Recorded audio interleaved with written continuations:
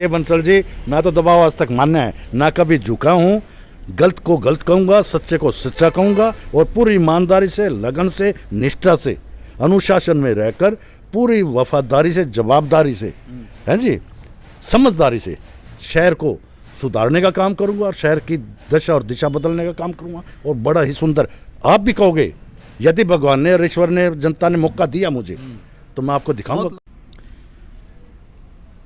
नमस्कार, मैं राजीव बंसल, आपका दोस्त। आप देख रहे हैं हाँसी की आवाज़।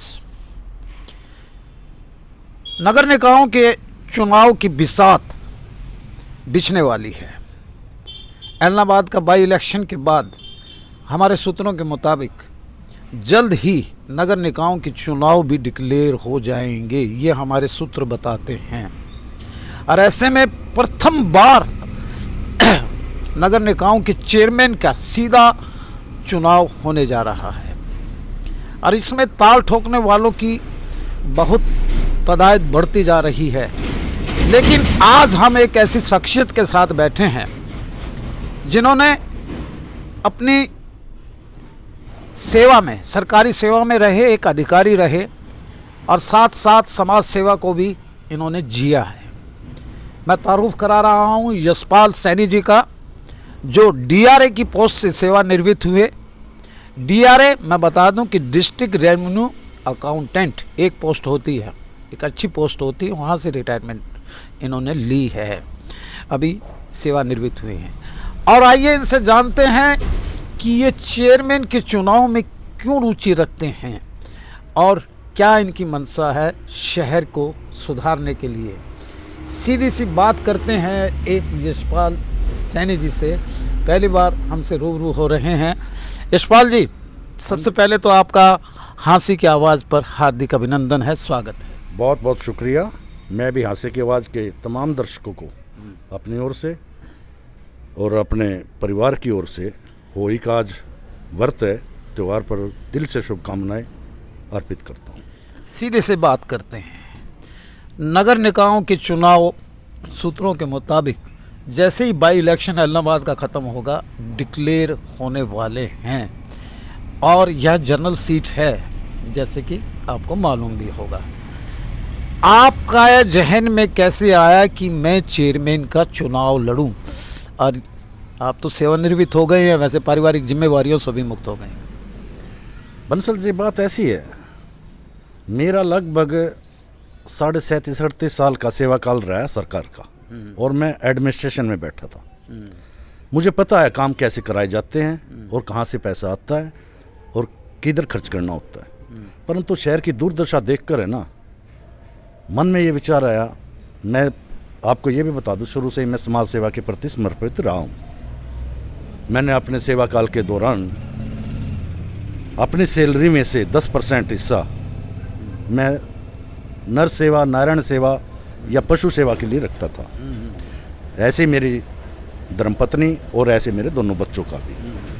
तो इस सेवा काल में मैंने अपने मुंह से नहीं कहूँगा, ये समाज को पता है, मैंने सेवा करवाई है। बाकी जो हादसी शहर की दशा और दुर्दशा देखी ना, इससे रोने के अलावा तो और कुछ काबू रहा नहीं। दिल में एक टीस सी उठी कि शायद सच्चाई के रास्ते पे चलकर, वफादारी के रास्ते पर चलकर, जवाबदारी के रास्ते पर चलकर, ईमानदारी के रास्ते पर चलकर, दूरदृष्टता रखकर, अनुशासन में रहकर अगर ये हाँसी शहर की नर सेवा, नारायण सेवा और दिशा और दशा बदलनी है तो किसी ना किसी को आगे आना पड़ेगा और मैं शायद इसकी शुरुआत कर रहा हूँ। क्या पिछली योजना में आप नर नारायण सेवा नहीं मानते? शहर की दशा और दिशा इतनी ग्रांट आई है, नहीं बदली क्या? मैं ये क्वेश्चन आपसे ही पूछता हूँ कि आज शहर का हाल क्या है। शायद आपको भी वाकिफ़ होगा और हमें भी वाकिफ़ है और शहर की जनता भी वाकिफ़ है। नहीं, मैं आपके जहन से निकली हुई बात जानना चाहता हूँ। मैं I am not satisfied with the job of the then, जो भी थे, मैं नहीं संतुष्ट था। शहर में बहुत करोड़ों की ग्रांट आई है, करोड़ों की, मल्टी करोड़ की ग्रांट आई है।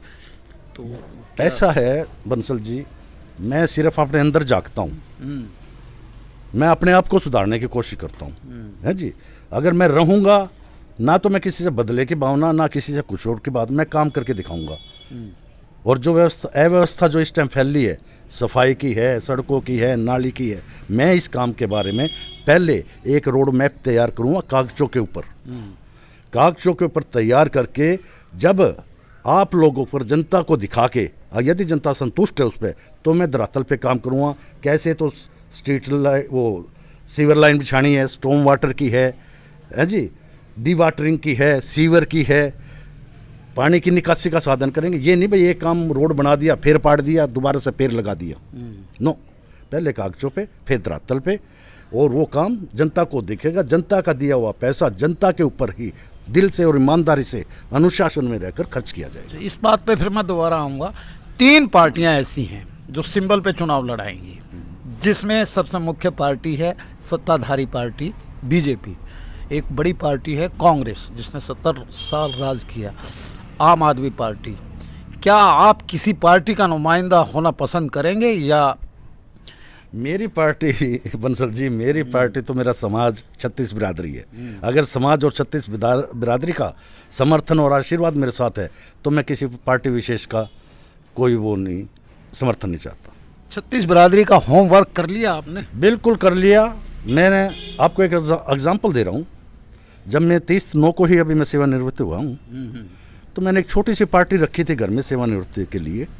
उसमें समाज का मुझे इतना प्यार मिला, बड़ा दुलार मिला, मैं तो खुद ही घबरा गया था भाई इतने आदमियों को तो कैसे करेगा, हैंडल कैसे करेगा।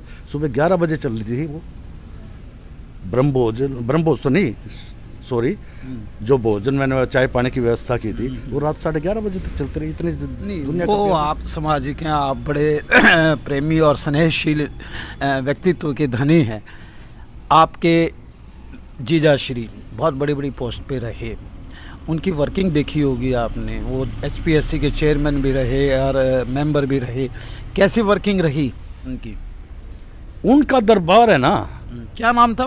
डॉक्टर मेहर सिंह सैनी, डॉक्टर MS सैनी। 6 साल तो HPSC के मेंबर रहे और 6 साल चेयरमैन रहे। चंडीगढ़ में उसका दरबार है ना, हमेशा कोई सिक्योरिटी नहीं, कोई नहीं, उसने सब सिक्योरिटी वगैरह सारी खारिज कर दी थी।